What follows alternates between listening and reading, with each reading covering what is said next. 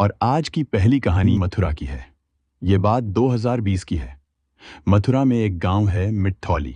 10 फरवरी 2020 को रात 10 बजे रिटायर्ड फौजी चेतराम का घर अचानक गोलियों की तड़तड़ाहट से गूंज उठा। किसी अनहोनी की आशंका से गांव वाले जब फौजी के वहां दौड़कर पहुंचे तो देखा चेतराम खून से लथपथ जमीन पर पड़े थे। इसी बीच किसी ने पुलिस को घटना की जानकारी दे दी। जैसे ही इस सनसनीखेज घटना की खबर मिली, नौहजील थाने के प्रभारी विनोद कुमार यादव अपनी पुलिस टीम के साथ तुरंत घटनास्थल पर पहुंचे। पुलिस ने मौके का मुआयना किया और पड़ोसियों से पूछताछ शुरू कर दी। हर कोई सहमा हुआ था, लेकिन सवाल एक ही था, चेतराम की हत्या किसने और क्यों की। पुलिस जब घटनास्थल पर पहुंची तो रिटायर्ड फौजी चेतराम खून से लथपथ घर के बाहर पड़े थे। उनके पास ही एक पिस्टल भी मिली। पुलिस ने तुरंत मकान का मुआयना किया। पहली मंजिल पर पहुंचने पर एक और खौफनाक मंजर सामने आया। चेतराम की पत्नी राजकुमारी और बेटी अलका भी खून से सनी पड़ी थी। मामला एक फौजी परिवार से जुड़ा था, इसलिए पुलिस ने इसे गंभीरता से लिया और उच्च अधिकारियों को सूचना दी। जल्द ही एसएसपी शलभ माथुर और सीओ माउंट आलोक दुबे भी घटनास्थल पर पहुंचे। फोरेंसिक टीम भी तुरंत मौके पर पहुंच गई और अधिकारियों ने बारीकी से घटनास्थल का निरीक्षण किया। फौजी चेतराम के परिवार में पत्नी, एक बेटी और एक बेटा था, लेकिन इस गोलीकांड में 4 में से 3 सदस्यों को गोलियां लगी थीं। इस खौफनाक घटना का इकलौता गवाह फौजी का बेटा आदर्श था, जिसे खरोंच तक नहीं आई। पुलिस ने फौरन फौजी, उसकी पत्नी राजकुमारी और बेटी अलका को मथुरा के नैती अस्पताल भेजा। गांव में हर तरफ एक ही चर्चा थी, आखिर आदर्श बचा कैसे और इस हत्याकांड के पीछे की सच्चाई क्या थी। नौहजील पुलिस ने ग्रामीणों से पूछताछ करते हुए घटना की तह तक जाने की कोशिश की। फोरेंसिक टीम ने घर के कोने कोने की तलाशी ली। दीवारों में फंसी गोलियां निकाली गईं, कारतूस तलाशे गए और खून से सनी मिट्टी के नमूने लिए गए। जांच के दौरान पुलिस को पिस्टल 2 खोखे, 3 जिंदा कारतूस, खाली मैगजीन और 4 कारतूसों की एक और मैगजीन मिली। पिस्टल को बैलिस्टिक जांच के लिए जब्त कर लिया गया।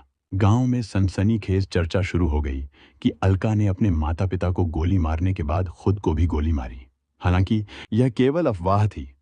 सच्चाई का खुलासा पुलिस जांच से ही होना था।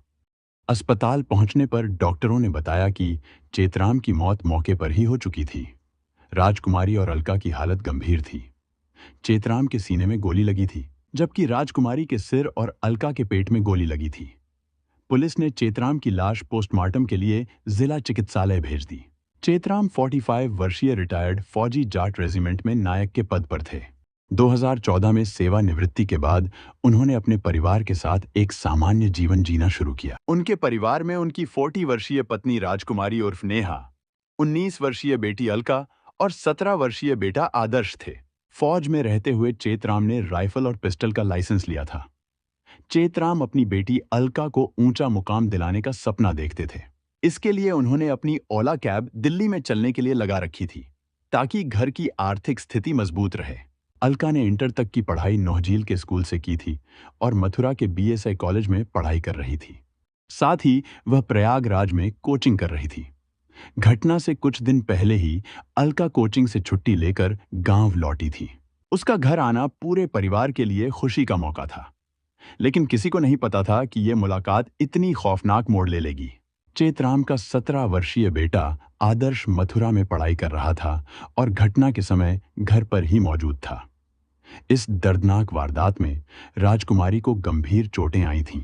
उनके सिर की हड्डी टूट चुकी थी, चेहरे और आंखों पर सूजन थी और उन्हें वेंटिलेटर पर रखा गया था। वहीं अलका के पेट में गोली लगने का गहरा घाव था, जिससे उसे सांस लेने में दिक्कत हो रही थी। राजकुमारी के सिर की हड्डी गोली से टूटी थी या किसी भारी वस्तु के वार से, यह अभी स्पष्ट नहीं हो पाया था। दूसरी ओर रिटायर्ड फौजी चेतराम को 2 गोलियां लगी थीं, जिनमें से एक गोली उनके सीने को पार कर गई थी। पोस्टमार्टम रिपोर्ट में खुलासा हुआ कि चेतराम को एक गोली सीने में और दूसरी पेट के ऊपर लगी थी। पुलिस की निगरानी में चेतराम का अंतिम संस्कार किया गया, जिसमें मुखाग्नि उनके बेटे आदर्श ने दी। गांव में इस घटना को लेकर अटकलें और चर्चाएं तेज हो गई थीं। अगले ही दिन 11 फरवरी को चेतराम के छोटे भाई ओमवीर सिंह ने अपनी भतीजी अलका और उसके प्रेमी अंकित के खिलाफ हत्या के प्रयास और जान से मारने की धमकी का मुकदमा दर्ज कराया। ओमवीर ने पुलिस को बताया कि अलका का गांव के युवक अंकित के साथ प्रेम प्रसंग था। चेतराम इस रिश्ते का सख्त विरोध करते थे और यही विरोध इस खौफनाक घटना का कारण बना। ओमवीर का आरोप था कि अलका और अंकित ने मिलकर चेतराम की हत्या की योजना बनाई और इस दर्दनाक कांड को अंजाम दिया। ओमवीर सिंह ने अपनी तहरीर में दावा किया कि उन्होंने गोलीकांड के बाद अंकित को चेतराम के घर से निकलते देखा था। जब वे अंदर गए तो अलका ने गुस्से में कहा, मेरे और अंकित के बीच जो भी आएगा उसे छोड़ूंगी नहीं। इस सनसनीखेज मामले में सबसे बड़ा सवाल यह था कि मां, बेटी और पिता को गोली कैसे लगी और गोली किसने चलाई। शुरुआती जांच में गांव वालों ने बताया कि घटना वाली रात चेतराम और राजकुमारी के बीच किसी बात को लेकर झगड़ा हुआ था। इसी दौरान पहली मंजिल पर गोलीबारी की शुरुआत हुई। गांव वालों ने भी यह बताया कि अलका और अंकित के बीच प्रेम संबंध थे और चेतराम अपनी बेटी के इस रिश्ते का विरोध करते थे। पुलिस ने सभी संभावित पहलुओं की गहन जांच शुरू की। फॉरेंसिक और पुलिस जांच से जो कहानी सामने आई उसने मामले को और पेचीदा बना दिया। अंकित और अलका ने नौहजील के स्कूल में एक साथ इंटरमीडिएट तक पढ़ाई की थी और पिछले 5 साल से दोनों के बीच दोस्ती और रिलेशनशिप चल रही थी। अलका महत्वाकांक्षी और स्मार्ट थी। उसकी अच्छी लंबाई और गट्ठे बदन के कारण वह खूबसूरत दिखती थी। वह फैशन के हिसाब से कपड़े पहनती थी और आधुनिक विचारों वाली थी। पुलिस जांच में यह भी पता चला कि 31 दिसंबर 2019 को अलका अचानक घर से लापता हो गई थी। चेतराम ने अपनी बेटी को बहुत तलाश किया, लेकिन कोई पता नहीं चला। आखिरकार 5 दिन बाद गांव वालों के दबाव के बाद अलका घर लौट आई। हालांकि इस घटना ने चेतराम के दिल में कड़वाहट छोड़ दी थी और तभी से घर में तनाव बढ़ गया। इस स्थिति को देखकर अंकित के पिता नेत्रपाल, जो सेना में थे, अपने परिवार को लेकर गांव छोड़कर चले गए थे। चेतराम ने अपनी बेटी अलका पर कई पाबंदियां लगा दी, लेकिन इसका कोई असर नहीं हुआ। अलका और अंकित चुपचाप मिलने लगे। चेतराम अपनी पत्नी राजकुमारी को अलका की नादानी का जिम्मेदार मानते थे। उनका मानना था कि राजकुमारी की शह के कारण ही अलका ने यह कदम उठाया, जिससे न केवल अलका की इज्जत मिट्टी में मिल गई, बल्कि परिवार को भी गांव में सिर झुकाकर जीने की स्थिति बन गई थी। चेतराम के परिवार में महीनों से चल रही कलह की खबर गांव के लोगों के साथ साथ रिश्तेदारों को भी थी। रिश्तेदारों ने कई बार कोशिश की थी कि परिवार में शांति हो, लेकिन कोई समाधान नहीं निकला। अलका अपने पिता की हिदायतों और पाबंदियों से बहुत नाराज थी, जो परिवार में तनाव का कारण बन गया था। घटना से 4 दिन पहले नेत्रपाल, जो कि अंकित का पिता था, अपने परिवार के साथ गांव वापस आया था। वह यह सोचकर आया था कि हालात अब सामान्य हो गए होंगे। उसी समय अलका भी प्रयागराज से गांव आई थी। लंबे समय बाद बिछड़े हुए प्रेमी अंकित और अलका ने एक दूसरे से मुलाकात की, जो चेतराम के लिए सहन करना मुश्किल था। घटना की रात चेतराम ने अलका को मारने का फैसला किया, लेकिन जब वह अपनी बेटी को निशाना बनाने जा रहा था, तब सामने आ गई पत्नी राजकुमारी, जिस पर उसने गोली चला दी और वह गंभीर रूप से घायल हो गई। इसके बाद उसने अपनी बेटी अलका पर भी गोली चलाई, जो अलका के पेट में लगी। राजकुमारी को गोली लगने के बाद चेतराम का मानसिक संतुलन बिगड़ गया। इस मौके का फायदा उठाते हुए अलका ने पिस्टल छीनकर अपने पिता पर गोली चला दी। इसके बाद जान बचाने के लिए चेतराम घर के बाहर गिर पड़ा। पुलिस को सूचना मिली थी कि गांव मिठौली में बेटी ने अपने पिता और मां को गोली मार दी है, तो पुलिस घटनास्थल पर पहुंची। लेकिन जांच में यह सामने आया कि अलका ने खुद को बचाने के लिए गोली चलाई थी। अलका ने अपने बयान में बताया कि उसके पिता ने पहले उस पर गोली चलाई थी और इस दौरान बचाव में आई उसकी मां राजकुमारी को गोली लग गई। मां के गिरते ही पिता ने दूसरी गोली अलका पर चलाई, जो उसके पेट से रगड़ती हुई निकल गई, जिससे वह घायल हो गई। जब उसके पिता ने उसके भाई पर गोली चलाने की कोशिश की, तो अलका ने झपट्टा मारकर पिस्टल छीन ली और आत्मरक्षा में अपने पिता पर गोली चला दी, क्योंकि वह उन्हें और उनके परिवार को मारने की कोशिश कर रहे थे।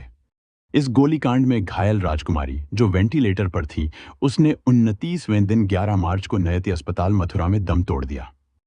वहीं अलका को कुछ दिन पहले ही अस्पताल से छुट्टी मिल गई थी, जब उसकी हालत में सुधार आया था। पुलिस को आरोपी अंकित के खिलाफ पर्याप्त सबूत नहीं मिल सके। अलका और उसके भाई आदर्श से पूछताछ में अंकित का कोई जिक्र नहीं आया। दोनों ने यह पुष्टि की कि गोली उनके पिता ने चलाई थी।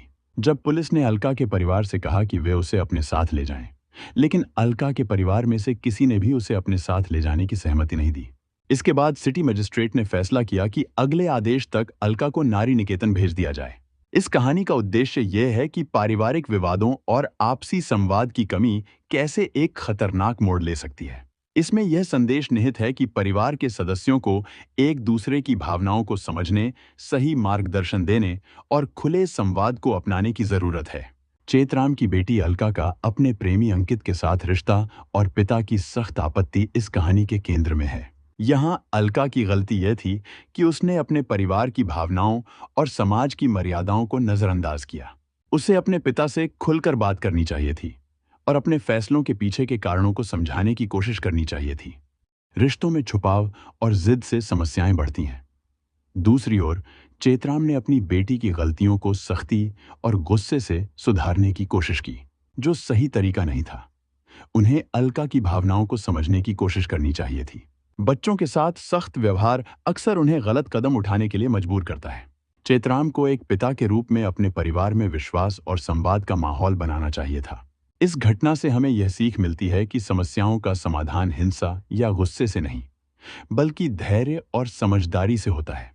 परिवार में संवाद और आपसी सहयोग सबसे महत्वपूर्ण होते हैं। बच्चों को उनकी भावनाओं को व्यक्त करने का मौका देना चाहिए और उनकी गलतियों को सुधारने के लिए एक सहायक दृष्टिकोण अपनाना चाहिए। साथ ही बच्चों को भी यह समझना चाहिए कि अपने माता-पिता की सलाह उनके अनुभव और भले के लिए होती है। इस कहानी का संदेश ये है कि परिवार एकजुट होकर संवाद से हर मुश्किल का हल निकाल सकता है। किसी भी परिस्थिति में भावनाओं पर काबू रखना और समझदारी से फैसला लेना ही सच्चा समाधान है। हमारा उद्देश्य यह है कि लोग इन घटनाओं से सीखें और गलत रास्तों पर चलने से बचें। यह कहानी एक अहम चेतावनी है, जो हमें बताती है कि जीवन में सही फैसले लेना कितना जरूरी है। हमें मिलकर एक बेहतर समाज बनाने की कोशिश करनी चाहिए, जहां प्यार और ईमानदारी की अहमियत हो। ऐसी सच्ची घटनाओं और उनसे मिले संदेशों के साथ मैं फिर लौट कर आऊंगा। तब तक के लिए सुरक्षित रहें, सतर्क रहें और याद रखें कि हर कदम सोच समझकर उठाएं।